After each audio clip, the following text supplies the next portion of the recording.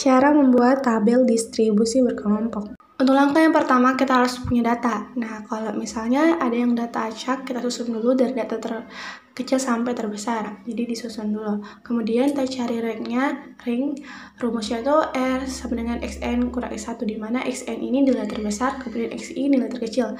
Jadi R sama dengan 59 dikurang 11 sama dengan 48. Kemudian kita cari banyak kelasnya. Nah, untuk banyak kelas, rumusnya itu K sama dengan 1 tambah 3.3 log N.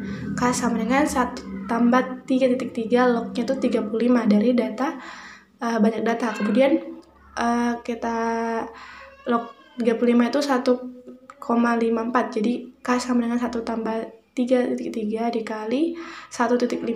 Kemudian sama dengan 1 tambah 5082 ditambah 1, jadi hasilnya itu 6,082. Kita bulatkan jadi 6. Kemudian kita cari panjang kelasnya. Rumusnya itu P sama dengan R per K sama dengan 48 per 6. Bisa kita buat tabelnya. Nah, tabelnya ini seperti ini. Kelas intervalnya tuh dari 11 sampai 18. Kenapa 18? Jadi panjang kelasnya itu 8. Jadi bisa kita buktikan bahwa 11 sampai 18 itu ada 8. Kemudian kita lihat nilai yang dari 11 sampai 18. Nah, seperti itu.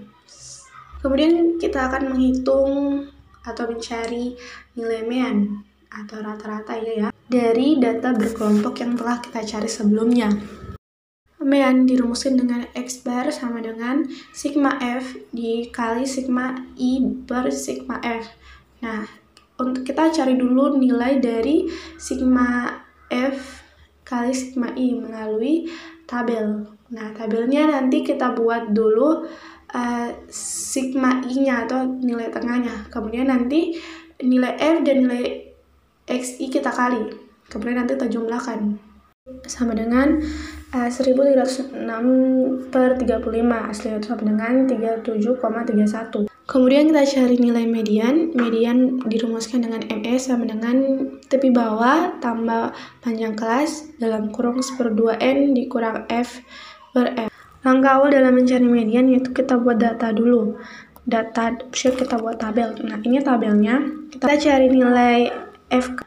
Nah, FK ini diambil dari nilai yang F kita tambahkan atau kita jumlahkan, yaitu untuk nilai pertama yaitu 4, kemudian 4 kita tambah 6, 10, kemudian 10 kita tambah 4, jadi hasilnya 14, begitu seterusnya. Setelah kita mendapatkan tabelnya, kemudian kita cari letaknya. Nah, letaknya itu dirumuskan dengan N per 2 sama dengan N merupakan banyak data, kita bagi 2. Temukan hasilnya, kita lihat di mana nilai atau yang mendekati dari yang kita dapat tadi letak median. 17,5 kita cari nilai yang mendekati 17,5. Untuk 4 belum termasuk, kemudian 10 belum, 14 juga belum. Jadi di 22 itu masuk. Kemudian bisa kita masukkan nilainya. Untuk tepi bawahnya itu 34,5 ditambah 8, kemudian dalam kurung 1/2 35 dikurang 22 per 8. Hasilnya yaitu sama dengan 34,5 tambah 8 dikalikan dengan dalam kurung, yaitu hasilnya 6,8 per 8.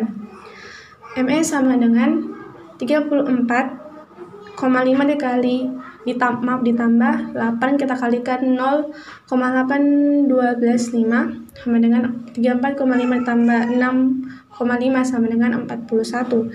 Nah, itu nilai mediannya. Selanjutnya kita cari untuk nilai modus. Nah, modus dirumuskan dengan MO sama dengan tepi bawah ditambah panjang kelas dalam kurung B1 per B1 tambah B2.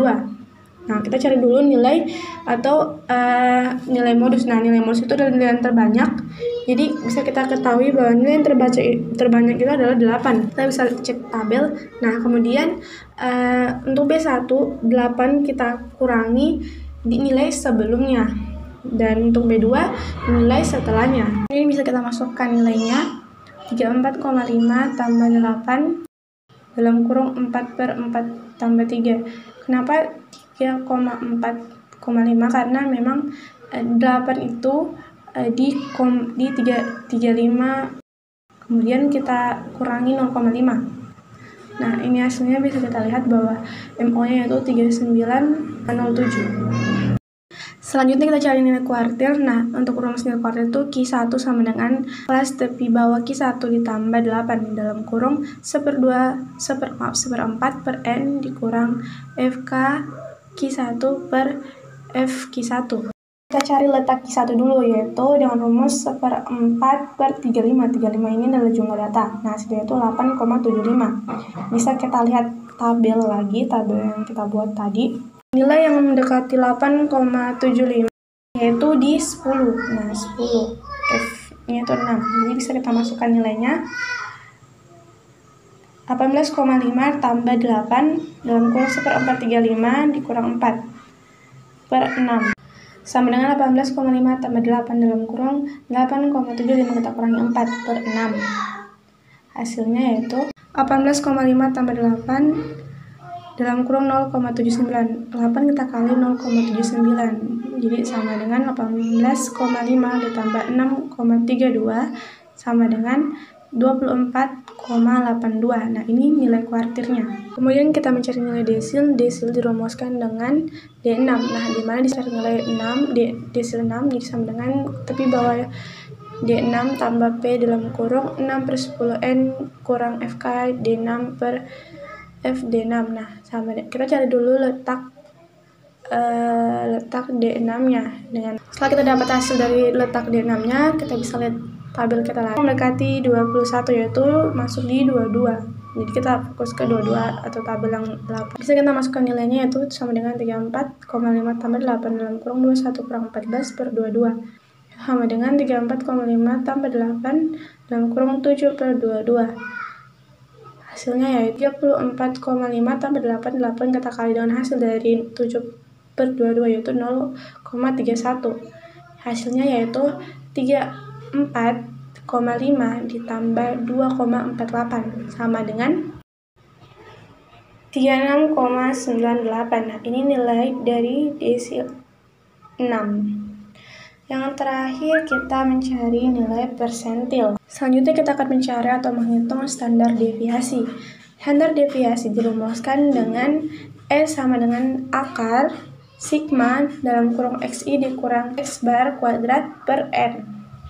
Kita harus mencari nilai sigma XI kurang X bar kuadrat dengan menggunakan dengan menggunakan tabel. Nah, bisa kita lihat tabelnya. Nah, tabelnya ini ada kelas FSI, FI kali XI, kemudian XI kurang X bar, dan XI kurang X bar kuadrat, kemudian terakhir itu FI dalam kurung XI kurang X bar. Mencari nilai XI kurang X bar yaitu kita kurangi nilai XI sini 14,5, kita kurangi dengan nilai X bar. X bar itu nilai yang tadi yang kita telah dapatkan. Selanjutnya untuk mencari nilai XI dikurang X bar kuadrat, tinggal kita kuadratkan saja nilai dari misalnya min 24,22. Terusnya seperti itu. Kemudian yang terakhir yaitu FI dalam kurung XI kurang X bar kuadrat, kita kuadratkan nilainya. Bisa kita masukkan dalam rumus hasil dari penjumlahan kita tadi. Nah, seperti ini